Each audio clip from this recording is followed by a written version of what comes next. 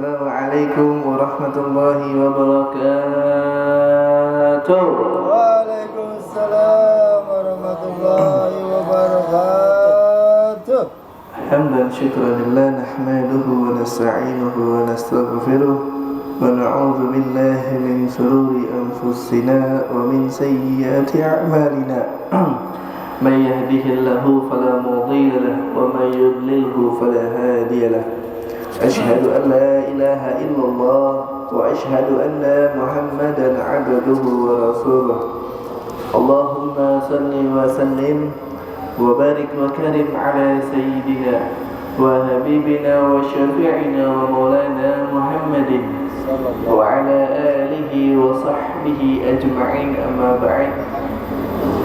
Yang pertama-tama dan yang paling utama, marilah kita panjatkan puji syukur kehadirat Allah Subhanahu wa Ta'ala yang telah memberikan kita begitu banyak daripada nikmat, dari nikmat yang kita pinta hingga nikmat yang tidak kita pinta. Salawat teriring salam marilah kita curahkan kepada junjungan Nabi besar Muhammad sallallahu alaihi wasallam, daripada keluarga dan sahabat dan kita selaku umatnya. Semoga diberikan syafaat di yaumil akhir nanti. Amin ya rabbal alamin. Untuk murojaah daripada kitab-kitab daripada fasal-fasal sebelumnya, untuk mengingat-ingat kembali dan sekalian juga saling sharing-sharing kitab Safinatun Najah, yaitu bab syurutus salatis samaniyah. Syarat daripada salat ada 8. Al-awwal, yang pertama yaitu taharatul hadatsain. Ini syarat daripada salat itu ada 8. Yang pertama, suci daripada 2 hadas. Hadas ada apa aja? Hadas besar dan hadas kecil. Hadas besar seperti junub, hadas kecil seperti terkena najis. Dan yang kedua, wasani taharatu 'anil najasah fis thawbi wal badan. Ini suci daripada najis yang ada di badan, pakaian dan tempat. Gimana kalau misalkan tempat kita ada najis, tempat kita ada tai, cicak, dibersihin dulu najisnya.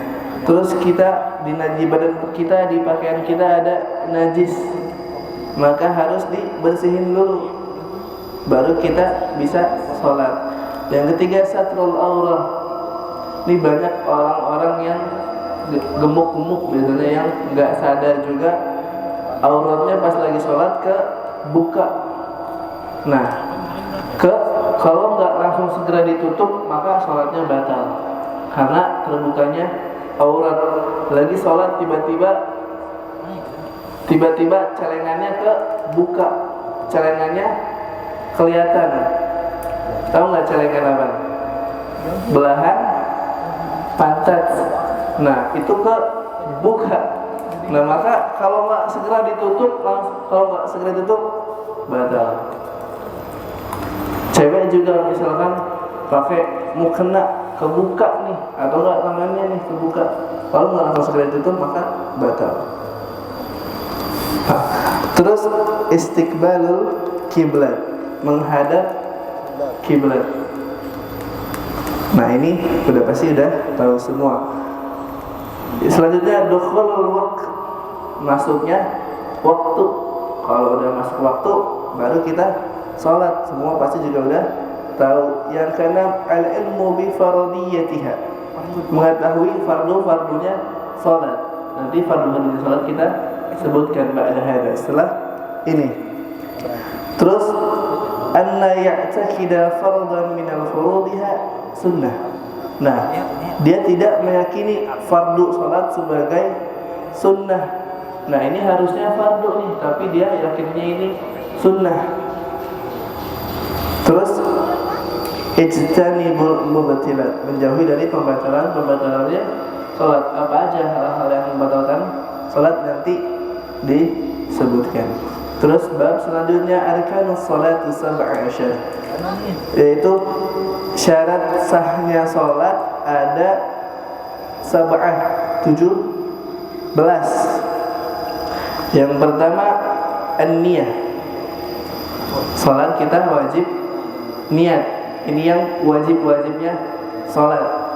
Di mana letaknya niat ketika salat? Sama hati. Di hati.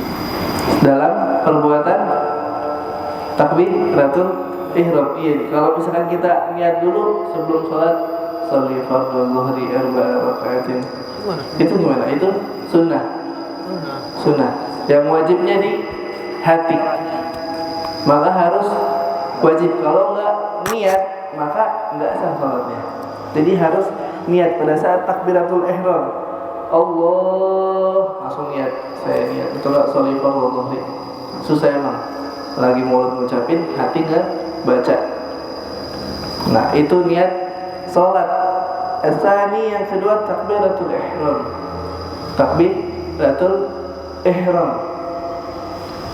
Terus yang ketiga asal al-qiyamu 'ala qadiri fil fardi, yaitu wajib berdiri bagi yang mampu. Yang mampu wajib berdiri, tapi ada yang mampu dia duduk. Salat sunnah boleh, salat fardu wajib. Salat sunnah boleh duduk. Bagian tapi pahalanya dipotong 50%. Nego kalau bisa. Gak bisa. Terus ar-rabi, ini rukunnya salat, yaitu membaca qiraatul Fatihah. Membaca Al-Fatihah. Makanya kalau orang-orang yang bacaannya nggak benar itu, panjang pendeknya aja itu nggak sah salatnya. Banyak nih imam-imam yang kadang suka salah panjang pendeknya, tasydidnya. Nah itu gimana salatnya? Batal.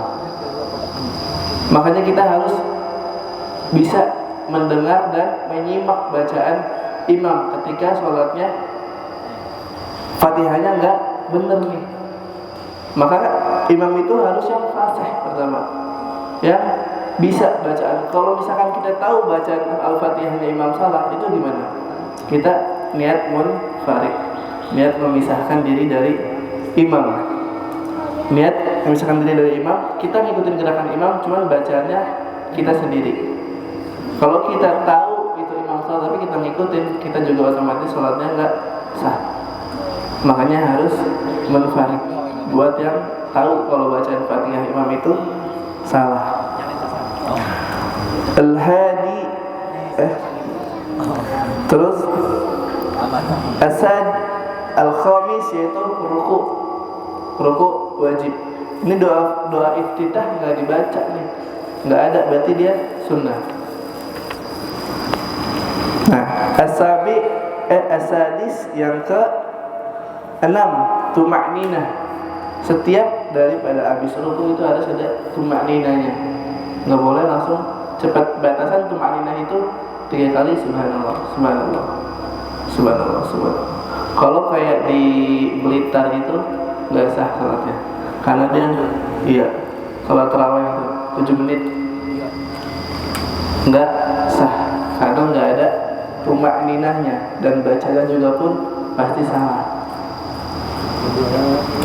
Terus asabi' yang ke-7 i'tidal, wajib i'tidal. Habis i'tidal sujudu maratain, habis i'tidal tuma'ninah lagi. Habis tuma'ninah sujudu maratain, sujud di antara 2 sujud. Sujud di antara 2 sujud. Duduk di antara 2 sujud. Terus tuma'ninah, habis itu tuma'ninah tufi. Habis duduk di antara 2 sujud, at-tasdidatul akhir. Habis itu tasdidatul awal, terus tasdidatul akhir. Nah ini yang wajib. Ar-rabi asyar yang ke-14 al-qu'udu fihi. Al-qu'udu fihi itu duduk selawat kepada Nabi Muhammad SAW. Habis itu as-salam, membaca salam. Habis salam wal akhir as-sabi'u asad at-tartib. Nah ini harus tertib urutannya, nggak boleh diganti-ganti. Nah ini yang wajib wajibnya di dalam salat. Adapun yang membatalkan salat nanti di fase selanjutnya.